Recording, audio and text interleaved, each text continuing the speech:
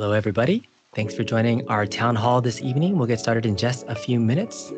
Hang tight, and we'll get started in just a minute.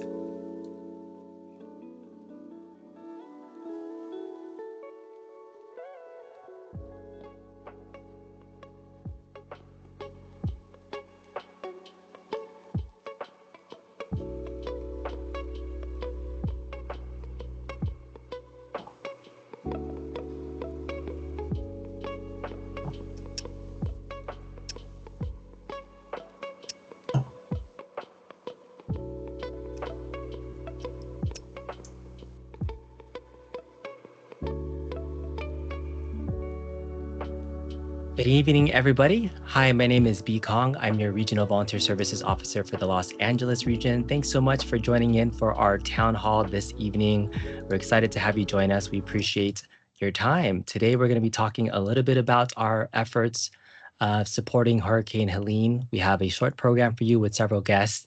And at this time, I'd love to turn it over to our Chief Executive Officer, Joanne Nowlin. Thanks, Joanne. Thank you, B. And welcome. So I'm Joanne, I'm the CEO for this region, and I want to start by wishing our Jewish friends a happy Rosh Hashanah, which is a New Year's celebration for Jewish people. Thank you. Thank you for making time to be here tonight at this town hall meeting for Red Crossers. So the last time we had a town hall in July, we were responding to Hurricane Debbie, and that storm made landfall in the Florida's Gulf Coast. And we asked volunteers from Los Angeles to deploy, and so many of you answered the call. Then, right here in LA, we had two large disaster responses in September. First, with the bridge fire, where evacuation orders happened and Red Cross shelters were set up. We now have continued on with providing casework and support for these families to begin their recovery. On September 15th, in Chinatown, there was a massive apartment fire impacting 3 buildings, and it displaced 51 residents. Most of them were elderly and primarily only spoke Cantonese. Working with our amazing Red Cross volunteers, our government and community partners, we quickly set up a shelter, bringing comforting and familiar food from Chinatown and helping these families as they navigate their recovery. These operations only happen because Red Cross volunteers put their lives on hold and showed up with compassion and care. So 6 days ago, Hurricane Helene made landfall on Florida's Gulf Coast as a Category 4. It left a trail of destruction across 10 states. And sadly, there are 182 deaths to date, with hundreds still missing. Before I share more about that, I'd like to show you a brief video that was created by our communications team.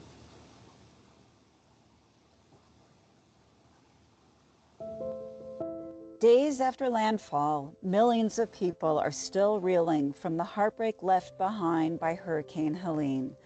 The American Red Cross has launched a massive response along the 500-mile path of destruction to ensure no one faces this challenging time alone.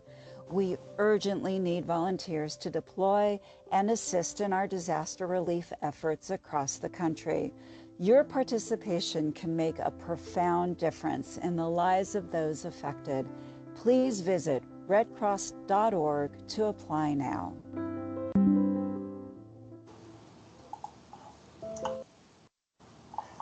Thanks, B.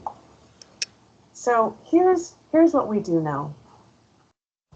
Entire communities now are unreachable. They have been cut off due to floodwater, damaged roads and bridges, and there are about 5 million people still without power. So they're unable to charge their phones or medical devices. They don't have a way to preserve the food still left in their refrigerators after the disaster. And so that's why in this time of great need, the Red Cross is there with hundreds of responders fanning out far and wide. So given the extent of the destruction and the number of people whose lives have been changed forever, we expect to be sheltering and tending to other essential needs for months to come. Beyond meeting these immediate needs, the process of recovering and rebuilding will take years. Tonight, we have two special speakers with us who are actually on the ground, and they're going to share their experience from both South Carolina and North Carolina. So I'd like to invite Elise Levine to join us. Elise is the Executive Director for the Northern Valleys chapter. And on Saturday, September 28th, she deployed, and she is now serving as the elected official liaison. So Elise, are you on? I'm actually looking backstage right now and don't see Elise on, but we have Pat on. I'm going to work on getting Elise on in just a second. So we can bring. Great. Okay. We will do this. This is disaster. She's probably dealing with something even more important. So do we have Pat on? Can I introduce Pat? There you are. Pat's on. If you could turn on your camera, Pat, we can double check your audio. Can you hear us? I can. All right, there you go. If you could turn on sorry, your video, I'm it in would the be car great. right now. No worries. We have Pat. Thank you for joining us. Pat, his day job is the Regional Volunteer Services Officer for Cascades Region, and he deployed to North Carolina, and he is actually working in one of the shelters outside of Asheville. So Pat, thanks for joining us. I know this is such a busy time. Can you share with us a little bit about your role and your day-to-day activities and what you're seeing? So first of all, I'm here on a special assignment. So there's four of us here on the special assignment, and in our assignment, our goal is to go into the shelters and to kind of work with them to engage disaster event-based volunteers because the need is so high here. So for instance, the shelter that I've been in today and will probably be in the last couple of days, they don't have a second shift. The first shift is all that they have because they're spread thin. So they're having to come and take a break in between certain parts of the day. Half of them will come take a break, and then the other half take a break. But they're working. They're boots on the ground 24 hours. One of the things, so we're working in a mega shelter also. So there's 275 people. Of that population, there's a large majority that have medical needs, whether it's medication or physical disabilities that they're not able to move around without assistance. But our people are there and they're there with a smile. So as far as like hotels, there's not a lot of hotels because they're price gouging. But there's a handful. So we're staying in staff shelters. Me personally, I love it. And I had the opportunity last night to talk to a couple of volunteers who were paid staff, and they were complaining. And this is the message that I share with them. We're here because we want to be, and we want to be part of the problem, not a problem in the solution. And if that's not enough, think about there are a lot of lives lost. They didn't choose to be. There's a lot of livelihoods destroyed. They didn't choose that. So what are we complaining about? Yes, you have to sleep in a gym with me and Bob who snores, but what is our why? Right. So and it's a beautiful thing to hear people once, that you have that conversation with them and they come back to the reality of I don't need a shower today. Maybe I'll get a shower tomorrow because my purpose for being here is so much bigger. And then for me personally, anybody that know me know that I have a love for kids. So to be able to walk inside of the shelter, and you have so many young lives who they're in the midst of unknown. They don't know, and they're outside of their happy place. But to be able to put a smile on their face, maybe you give them a buddy stress ball that, just happened to be in your bag, but that smile in that moment of uncertainty goes a long way. Um, I'm planning, if needed to be, stay beyond my 2 weeks because it's needed. Um, but yeah, we're working to try to get the disaster event-based volunteers, the local people here, get in position to take care of themselves and take care of one another. Mm-hmm. Uh, One other thing, so there's still a lot of roads out, and even so, we started out in Charlotte, and so there's a drive restriction. You can't drive past a certain time, so that you don't get caught in darkness.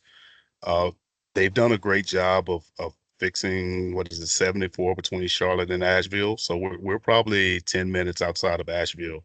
Asheville still has a lot of destruction. They still have a lot of roads that are down, but again, there's a need, and who better to take care of us than us? Hmm. Right.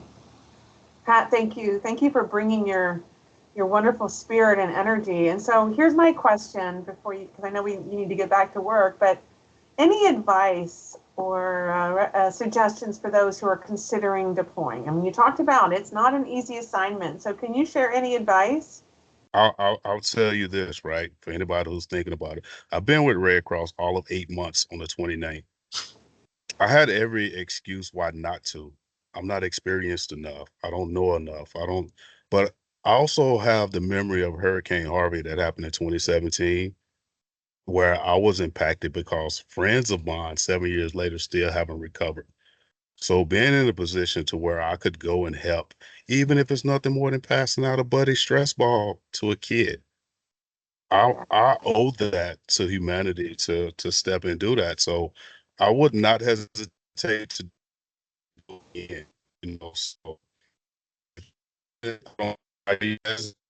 if you're here, if it's in your heart, there's a calling, and I think you should step into it and try to be the best 2 weeks of your life.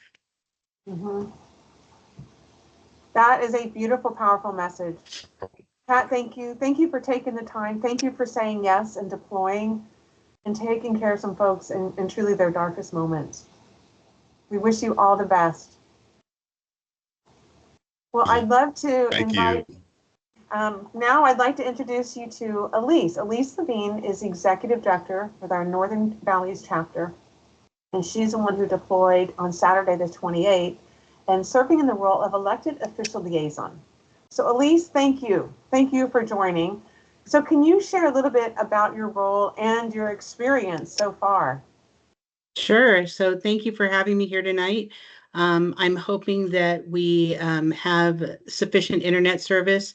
Internet service is down throughout Greenville, South Carolina, which is where I am. We didn't have power until yesterday, and we're on a Starlink satellite right now. So, yeah, I came out on Saturday. And the role of an elected official liaison is really to help people like me, executive directors, when an event happens in a town. Um, there are a million people clamoring for information, from residents to county officials to elected officials. Everybody wants to know, where's the shelter, where's the food, where can I sleep, where can I take a shower? And what we do, I have a team of three, or two plus me, and we are handling the Greenville County area. And really, what we're here to do is help provide some relief to the executive director here so that she can continue to do her job and maintain the relationships she has in the area to help bring services to people.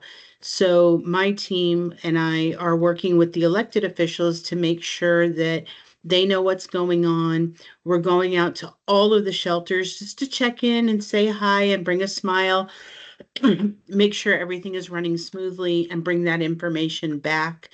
Um, I This has been a challenge for me. I'm not going to lie. I am physically not as mobile as I used to be, and I am sleeping on a floor on an air mattress. We haven't had a shower in a couple days. We are using body wipes to keep fresh, but in the grand scheme of things, these folks here are going through a whole lot worse than what I'm dealing with. So it is a blessing to be here and to provide support and comfort to those that we can. Thank you. Elise, thank you for doing that. And you're right. You knew what you were getting into and you still said yes. So so you shared about the difficulty. Any other advice you could share with someone who's like, hey, maybe I can deploy? Yeah, I mean, I look at it as somebody deciding to run a marathon or a 10K or a 5K. This is volunteering with the Red Cross during a disaster is challenging. It can be challenging for a number of reasons, mostly because the creature comforts that you're used to may not exist. I had to drive around today through roads with downed trees, driving for a while just to find someplace that was open that had food, because one side of the street has power, but the other doesn't. So if you are looking to challenge yourself, this is a great opportunity to do so and to be of amazing service to mankind. My one suggestion to everybody that deploys is pack your patience. When a disaster happens, like Helene, we thought the extent of the worst of this was in the Big Bend area, which did suffer catastrophic losses. However, nobody realized how bad Asheville was. So we were asked to come into Tallahassee, Florida, and that's where my journey started. But then the next day, I was moved to Charlotte to prepare to possibly go to Asheville. And then I got turned to come to Greenville because that's where the need was. So when you decide to deploy with the Red Cross, be willing and be open to the experience. Know that things are very fluid and could change at any moment. But I guarantee you this will be the most meaningful experience of your life. Thank you. And wise words bring patience. So Elise, thank you. Thank you for finding time to join us tonight. So for everyone on the call, the next steps is where we think about what that recovery looks like for all of these individuals. For some, it's interesting, Pat talked about Hurricane Harvey. That was 7 years ago, and folks are still recovering. We know that a recovery from something of this level of catastrophe will take years. It is emotionally draining, it's complicated, and we know it's impossible to manage alone. Initially, the Red Cross, in addition to providing shelter and water and food and health services, we will begin multiple rounds of financial assistance, starting with direct financial assistance, that immediate, here you go, here's a card. The next level will be what we call the bridge financial assistance. That's a little bit bigger, maybe it's for home repairs or whatever those needs those clients may have. We know at least 20,000 homes were destroyed. And that's our guesstimate now without even having that full access. In addition, we will provide lots of casework support. In our casework, these are knowledgeable caseworkers. They connect the survivors to the available resources. We're going to work with our partners. We're going to work with our local nonprofits to help these communities rebuild and help them become more resilient. So I'd like to, now I believe Erica is going to join us. Am I right? Got it. So Erica Frausto Aguado, she is a regional disaster officer overseeing the LA region. And in less than 2 days, Erica will be deploying. So Erica, can you tell us what you'll be deploying and then talk about this call to action? Of course. I am honored to be able to deploy with the Latino engagement team. So my job will be to go out. I will be landing in Charlotte. From there, I will be given my task, but my job really is to work with the communities, mobilizing the communities and outreaching to the Latino community. So Great. Well, thank you. I know you're a leader in that area nationally. So thanks for doing that. Of course. Tell us about the deployment. Yes. So thank you everyone for being here this evening. This is really important information, and I just can't express my gratitude for you coming on board, learning about what's going on with the hurricane, but then also sharing your interest in deployment. So I want to share some facts about deployment. So typically deployments are 14 days. Unless you are deploying in a disaster health role, your deployments are 10 days, but a typical deployment is 14 days. My deployment, Elise's deployment, Patrick's deployment, 14 days. So the Red Cross does pay for assigned workers lodging and essentials like travel and meals while deployed. Now, again, as we've heard tonight or this evening, lodging could be a staff shelter, it could be a hotel, it could be, we remain flexible, right? It really depends on when you're deploying and what the situation is like. So I am prepared when I travel on Friday to be flexible and to work with our leadership on where I will be lodged. You can only deploy if you have the appropriate training. It's what we call GAP. Group activity positions. So if you do not have a GAP, but you are interested in deploying, you can reach out to us, and I'll share the exact information and who you can reach out to. But we do want to make sure that you're prepared as much as you can be prepared, and that's through training. Positions range from entry level to more advanced positions that depend on your training and prior experience in deployment. So if you're new like Patrick and only have a few months in the Red Cross, or if you've never deployed, there's still a position for you, right? As long as we work with you, make sure you have your training, and then we can get you out as your availability allows. If you already have a GAP and you're ready to be deployed, update your disaster responder availability on your volunteer connection profile. So if you're thinking about it and if you're starting to think about it, and if you can work something out with your family commitments, your employment commitments, and you know that you have 2 weeks to provide, go in your volunteer connection and you can put in your availability. And if you want more information than what I provided tonight, please attend our deployment information session this coming Friday from 9 a.m. to 10:30 a.m. Join us to learn some more information on what deployment protocols are, procedures for outside of LA region deployment. If you have any other questions, we have a wonderful disaster workforce engagement team led by our own Colby Johnson, and email deployla@redcross.org. And next slide, please, B.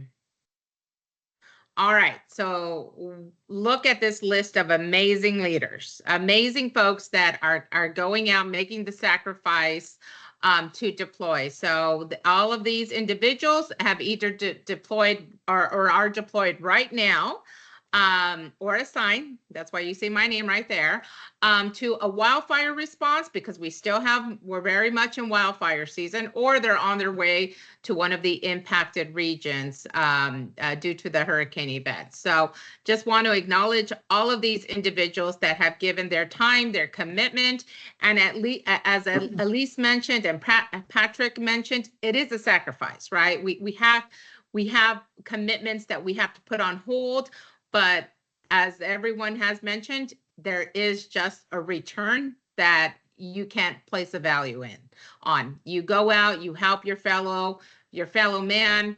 As Patrick mentioned, you see children, you see families in need, and you're there for a moment, but the work that you're doing is just, it's going to be something that becomes a core memory, right? These individuals, these families have just faced the most horrible events, but they're also going to remember you coming in and providing them that assistance. So just want to acknowledge everybody, and also acknowledge and recognize if you cannot deploy, we need your assistance at home. We need your help. We need your assistance with our day-to-day home fire responses, our preparedness activities. So we will find a place for you if you have the time and you're willing. So thank you, everyone. Really appreciate you, and I hope that I'm able to send some messaging while I'm in North Carolina, and you'll hear from me soon. Thank you. Hey. Erica, thank you. Thank you for that call to action and for deploying and leaving your family to help others. So in closing, one of the things I want to say is I think what's been the hardest thing is trying to express the sheer volume of this disaster. It is 10 states, 70 major roads and highways have been destroyed, 5 million living without water and power. And this is the largest relief operation the Red Cross has ever undertaken. This is significant. And sometimes you use the words catastrophic, unprecedented. This eclipses those. There are so many that are suffering, so many that don't know where their families are, that don't know where they're going to get water or food. And we are desperately trying, working with all of our partners to make sure to get access so that we can reach these families and we can help them immediately and long term. You can be a part of that. I encourage you to consider deploying. I encourage you to see if this is something that would work for you. And like Erica said, if not, maybe you can pick up a couple extra shifts here in LA so we can deploy more to the area. I am grateful. I'm grateful to you. I'm grateful for you for finding the time tonight, for being a Red Crosser and believing in our mission. If you have any questions, you can put it in the Q&A, and we'll leave it up for a moment. But this is a moment that there is no other organization that could respond in the mass way that we are responding right now. The way we're able to quickly fan out skilled, trained Red Cross volunteers that we can put to work and help those. So I don't see any questions in the chat. So please know I'm grateful. I'm grateful to be in my role and a chance to connect with each of you. And so thank you. Thank you for making the mission of the Red Cross your mission. Have a great night. Thank you, Joanne. That will conclude our town hall this evening. Thank you, everybody, for those that were joining in. For those that couldn't join, we will be recording this and sending it out. So feel free to share this with everybody as well. Have a great evening. Thank you. Thank you.